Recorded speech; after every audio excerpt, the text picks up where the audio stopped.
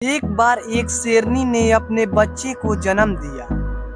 जन्म देने के कुछ समय बाद शेरनी मर गई और शेर का पिता पहले ही मर चुका था।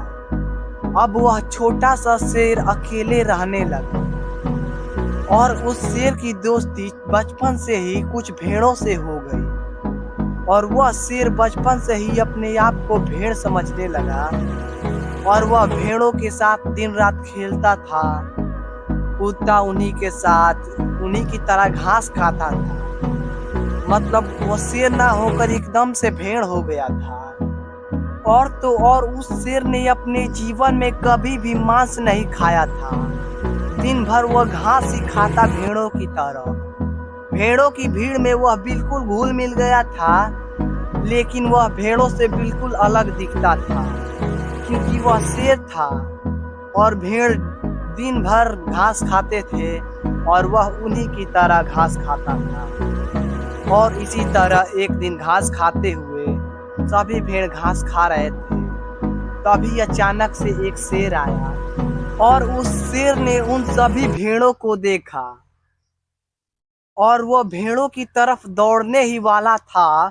तभी उसने उन भेड़ों के बीच में एक शेर को देखा। वह छोटा शेर थोड़ा बड़ा हो गया था। उसे देखकर थोड़ा सा आश्चर्यचकित हो गया कि ये भेड़ों के बीच में शेर क्या कर रहा है और वो इन भेड़ों को खा क्यों नहीं रहा है। ये बात थोड़ी देर सोचने के बाद उस शेर ने उस छोटे से शेर को पकड़ना चाहा, उससे पूछने के लिए कि वो इन भेड़ों के बीच में क्या कर रहा है। और तभी उस शेर ने उन भेड़ों पर छलांग लगाई उस शेर को पकड़ने के लिए और सभी भेड़ें भागने लगी और उनके साथ वो शेर भी भागने लगा। तो ये शेर देखकर थोड़ा और आश्चर्यचकित हो गया कि ये शेर को देखकर शेर क्यों भाग रहा है। लेकिन थोड़ी देर दौड़ने के बाद उस बड़े शेर ने उस छोटे से शेर को पकड़ लिया और उसने कहा कि तुम इन भेड़ों के साथ क्यों रह रहे हो।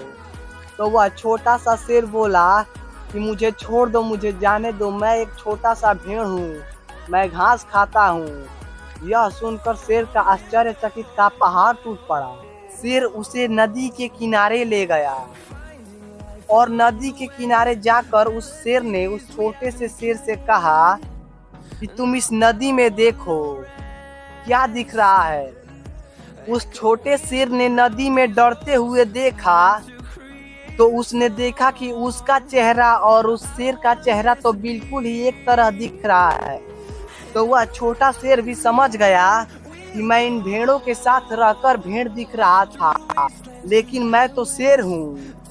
इसीलिए आप लोगों को भी समझना होगा कि आप कहीं भेड़ों के बीच में रहकर भेड़ तो नहीं बन गए हैं, लेकिन आप शेर हैं। उन सब से अलग आपको कुछ करना होगा। यह मोटिवेशनल वीडियो आपको जागरूक करने के लिए है ताकि आप समझ पाएं कि इन भेड़ों के साथ नौकरी के जाल में ना फंसा रहे। अगर आपको भी अमीर बनना है तो इन सब से अलग करना होगा।